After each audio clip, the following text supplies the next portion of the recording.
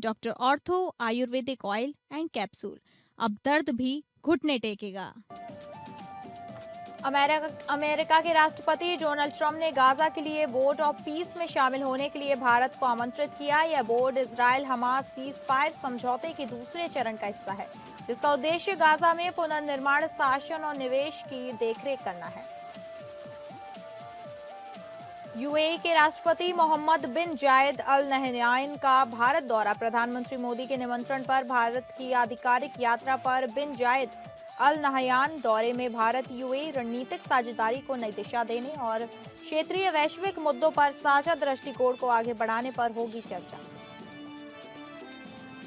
राहुल गांधी का आज से 2 दिवसीय रायबरेली दौरा। 20 जनवरी को क्रिकेट टूर्नामेंट का उद्घाटन करेंगे। मनरेगा चौपाल में श्रमिकों से संवाद करेंगे। वहीं 21 जनवरी को कांग्रेस नेताओं से मिलकर संगठनात्मक मुद्दों पर चर्चा करेंगे। चार धाम में मोबाइल बैन। मंदिर के भीतर अब श्रद्धालु मोबाइल फोन नहीं ले जा सकेंगे। चार धाम यात्रा की पवित्रता और मर्यादा बनाए रखने के लिए लिया गया फैसला। अब चार धाम यात्रा में ब्लॉगर्स और यूट्यूबर्स का दायरा किया जाएगा सीमित।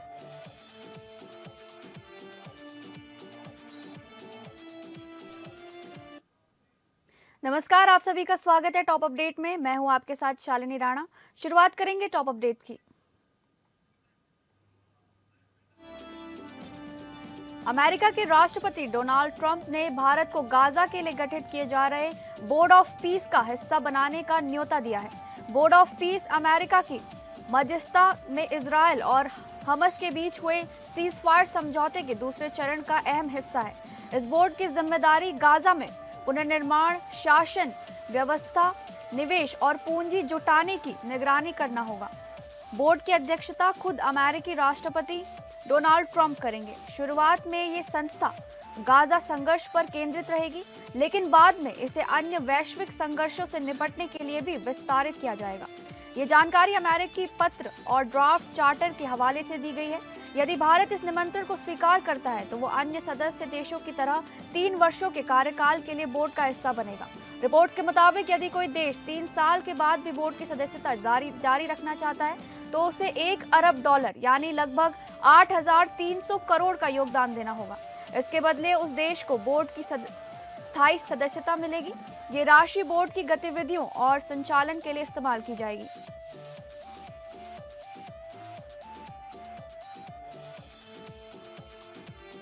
आगामी चार धाम यात्रा 2026 की पवित्रता और मर्यादा बनाए रखने के लिए प्रशासन ने बड़ा फैसला लिया है।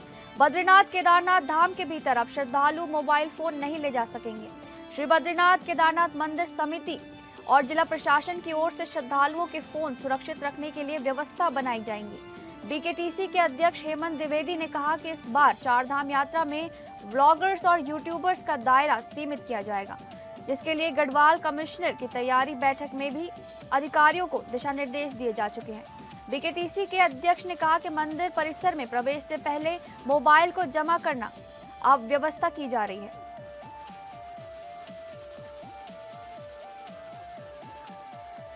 प्रधानमंत्री नरेंद्र मोदी ने रविवार को असम के कालियावोड़ से विपक्षी दलों पर निशाना साधा। वहीं अपनी पार्टी भाजपा की प्रशंसा करते हुए कहा कि देश ने पिछले 1.5 साल से भाजपा पर भरोसा जताया है और पार्टी लगातार प्रगति भी कर रही है। देश में अब झूठ नहीं बल्कि भाजपा के सुशासन का दौर है। भाजपा देश में सभी की पहली पसंद बन गई है। पीएम मोदी ने कहा कि हाल ही में बिहार में चुनाव हुए और जनता ने भाजपा को रिकॉर्ड जनादेश दिया है। 2 दिन पहले महाराष्ट्र के प्रमुख शहरों के नगर निगम चुनाव के परिणाम घोषित हुए। दुनिया के सबसे बड़े नगर निगमों में से एक मुंबई ने भाजपा को ऐतिहासिक जनादेश दिया, जिससे पार्टी को पहली बार जीत मिली। केरल के नगर निगम चुनाव में भी जनता ने भाजपा का भरपूर समर्थन किया और तिरुवनंतपुरम में पहली बार भाजपा के महापौर बने। पीएम मोदी ने भाजपा के प्रतिद्वंदी कांग्रेस पर निशाना साधते हुए पार्टी पर पूर्वोत्तर राज्य में अपने शासनकाल के दौरान वोटों के लिए असम की जमीन घुसपैठियों को सौंपने का आरोप लगाया।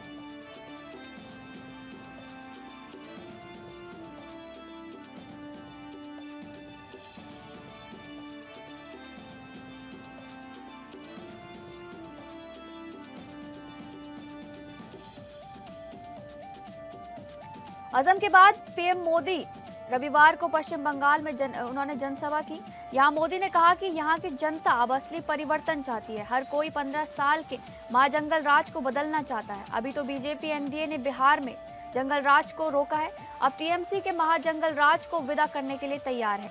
पीएम ने सिंगूर में जनसभा को संबोधित करते हुए टीएमसी सरकार केंद्र की योजनाओं को आप तक पहुंचाने नहीं देती।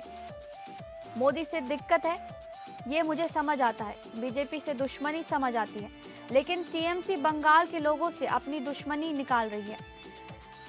पीएम ने सिंगूर में 833 करोड़ रुपए के प्रोजेक्ट्स का शिलान्यास और इनॉग्रेशन किया।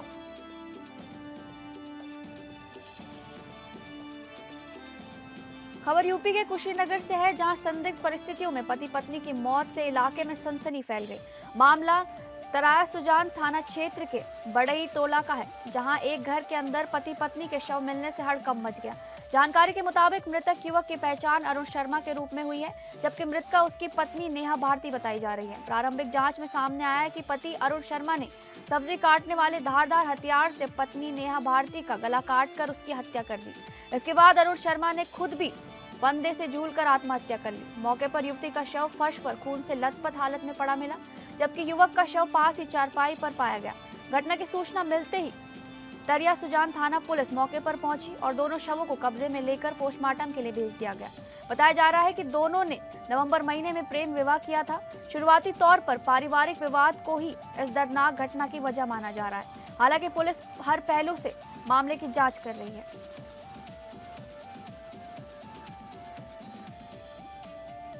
मैनपुरी जनपद के कृष्णी थाना क्षेत्र से एक सनसनीखेज मामला सामने आया है। ग्राम फरेंजी में अमरूद के बाग की रखवाली करने गए युवक का शव कुएं में पड़ा मिला। मृतक की पहचान 35 वर्षीय हिमांशु कमल के रूप में हुई है, जो देर शाम घर नहीं लौटा था। सुबह पिता ने उसकी गुमशुदगी दर्ज कराई। तलाश के दौरान कुएं के पास जूते मिले। कुएं में झांकने पर शव दिखा। सूचना पर पहुंची पुलिस ने शव को बाहर निकलवाया। परिजनों ने हत्या कर शव कुएं में फेंकने का आरोप लगाया है। फॉरेंसिक टीम ने साक्ष्य जुटाए हैं और पुलिस ने शव को पोस्टमार्टम के लिए भेजकर जांच शुरू कर दी है।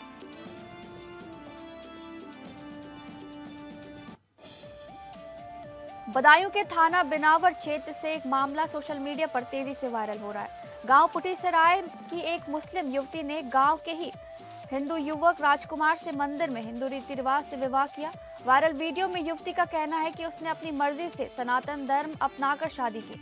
युवती ने स्पष्ट किया कि उस पर किसी तरह का दबाव या जोर जबरदस्ती नहीं है और वो युवक से प्रेम करती है। वीडियो में युवती ने अपने और अपने पति के परिवार की सुरक्षा को लेकर चिंता जताई है। उसने किसी भी अनहोनी की जिम्मेदारी अपने माता पिता पर डालने की बात कही है।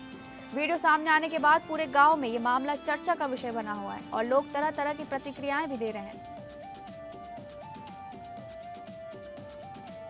अगली खबर प्रतापगढ़ से है, जहां पशु तस्कर और पुलिस के बीच मुठभेड़ हो गई। मुठभेड़ के दौरान पशु तस्कर नौशाद के पैर में गोली लगी।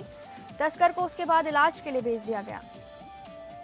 मामला देलूपुर थाना क्षेत्र के बरसिंडा गांव का है। नौशाद प्रयागराज जनपद के मवाईमा क्षेत्र का रहने वाला बताया जा रहा है। पशु तस्कर पर आरोप है कि वो 2 दिन पूर्व बरसिंडा गांव से रात में 4 मवेशी को चोरी करके ले गया था। इसके बाद गांव के किनारे नदी के पास पशु तस्करों ने 3 मवेशियों की हत्या कर उनका मांस उठा ले गए। सुबह मवेशी की हत्या की जानकारी ग्रामीणों को लगते ही हड़कंप मच गया, जिसके बाद पुलिस पशु तस्करों की तलाश कर रही थी। पशु तस्करों की तलाश के दौरान पुलिस ने देखा नौशाद भागने लगा। पुलिस ने उसका पीछा किया,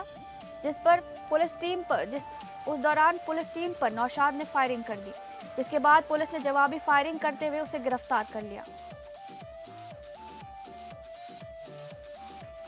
पीलीभीत के पूरनपुर कोतवाली क्षेत्र से गौवंश वध का सनसनीखेज मामला सामने आया है। रघुनाथपुर गांव में गौ तस्करों द्वारा आवारा गौवंश का वध किए जाने का आरोप है। सूचना मिलने पर हिंदू संगठनों के कार्यकर्ताओं ने मौके पर पहुंचकर एक तस्कर को गौवंश के साथ दबोच लिया। कार्यकर्ताओं ने तस्कर को कुछ देर बंधक बनाकर पुलिस के हवाले कर दिया। हालांकि पुलिस द्वारा बंधन मुक्त करते ही तस्कर चकमा देकर मौके से फरार हो गया। घटनास्थल से गौवंशीय पशुओं का मांस भी बरामद किया गया है। फिलहाल पुलिस फरार तस्कर की तलाश में जुटी हुई है और मामले की जांच की जा रही है।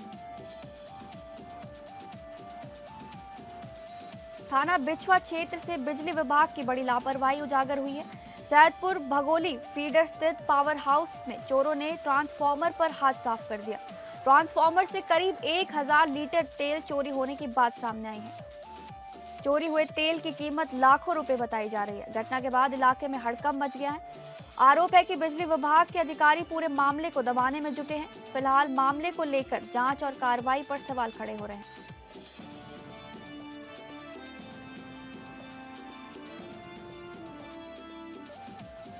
बोकारो से खबर है, जहां सेक्टर 4 थाना क्षेत्र में खड़ी एक ऑटो में अचानक आग लग गई। बताया जा रहा है कि ऑटो सेल के आवास के बाहर खड़ी थी, तभी उसमें आग भड़क उठी। आग इतनी तेज थी कि लपटें काफी ऊंची तक उठती नजर आईं। कुछ ही देर में ऑटो पूरी तरह जलकर खाक हो गया।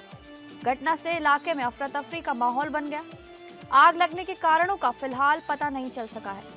सूचना मिलते ही फायर ब्रिगेड मौके पर पहुंची और आग पर काबू पा लिया गया।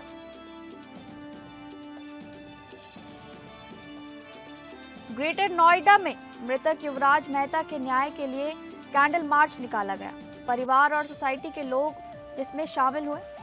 16 जनवरी की रात को एक्सीडेंट के दौरान बेसमेंट में पानी में उनकी कार गिर गई थी। सोसाइटी के लोगों में प्राधिकरण और पुलिस प्रशासन के खिलाफ नाराजगी देखी गई है। नॉलेज पार्क थाना पुलिस ने शिकायत के बाद मुकदमा दर्ज कर लिया है। मृतक गुड़गांव में सॉफ्टवेयर इंजीनियर था और अपने दफ्तर से वापस आ रहा था। इस दौरान हादसा हो गया, जिसमें परिजनों ने आज आक्रोश जताते हुए कैंडल मार्च निकाला। नोएडा प्राधिकरण के खिलाफ जमकर नारेबाजी की और न्याय की मांग की।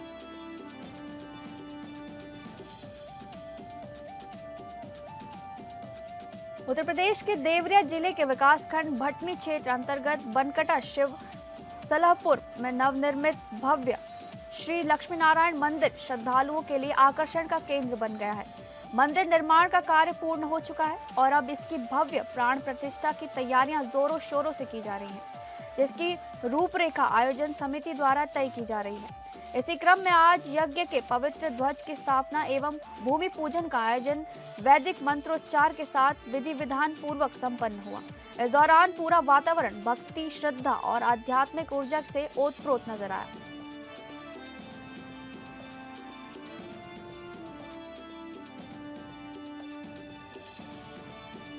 दो 2027 के विधानसभा चुनाव को लेकर उत्तराखंड कांग्रेस एक्टिव मोड में नजर आ रही है, जिसके लिए पुराने और रूठे नेताओं को मनाने के साथ ही चुनावी गणित पर भी काम किया जा रहा है। केंद्रीय चुनाव समिति के सदस्य और विधायक चक्राता प्रीतम सिंह का कहना है कि चुनाव में एकजुटता बहुत ही जरूरी है। इसके लिए अभी से पार्टी संगठन काम कर रहा है और हमारी कोशिश भी यही है कि समय से पार्टी नेताओं को एकजुट कर चुनावी तैयारियां तेज की जा सके।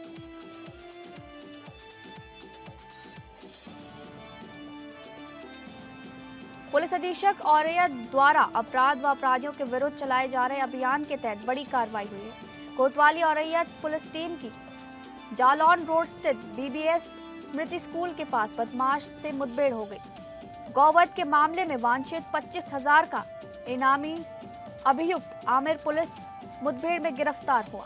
पुलिस चेकिंग के दौरान रोकने पर अभियुक्त ने पुलिस टीम पर फायरिंग की।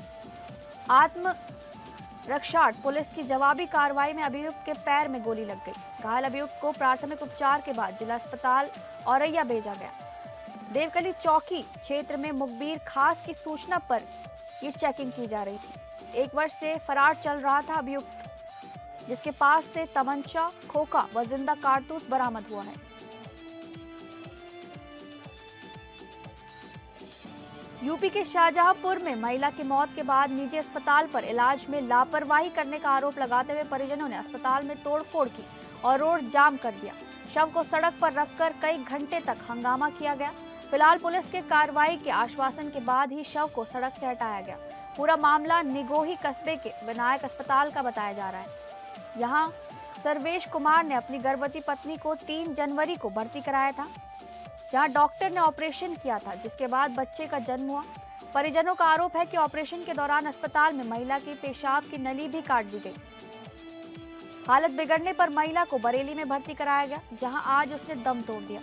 परिजन शव लेकर अस्पताल पहुंचे, जहां सड़क पर शव रखकर जाम लगा दिया गया। इसके बाद नाराज परिजनों ने अस्पताल में जमकर तोड़फोड़ की।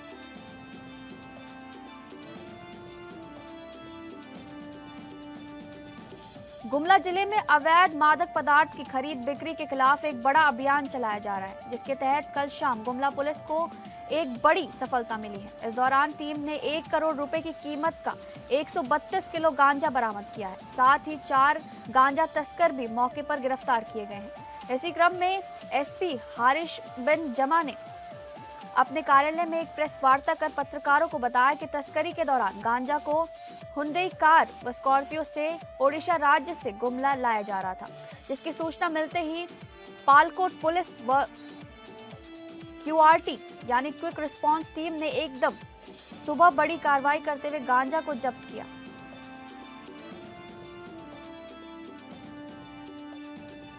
उत्तराखंड में 2 दिन बाद मौसम बिगड़ने के आसार हैं। 19 व 20 जनवरी को प्रदेश भर में मौसम शुष्क रहेगा। मौसम विज्ञान केंद्र की ओर से जारी पूर्वानुमान के अनुसार 21 से 24 जनवरी तक पर्वतीय जिलों में हल्की बारिश के साथ बर्फबारी होने की संभावना बताई जा रही है, जबकि मैदानी इलाकों में कोहरा छाने से तापमान गिरेगा। 21 जनवरी को उत्तरकाशी, रुद्रप्रयाग, बागेश्वर, चमोली और पिथौरागढ़ जिले के कुछ हिस्सों में हल्की बारिश होने की संभावना बताई जा रही है।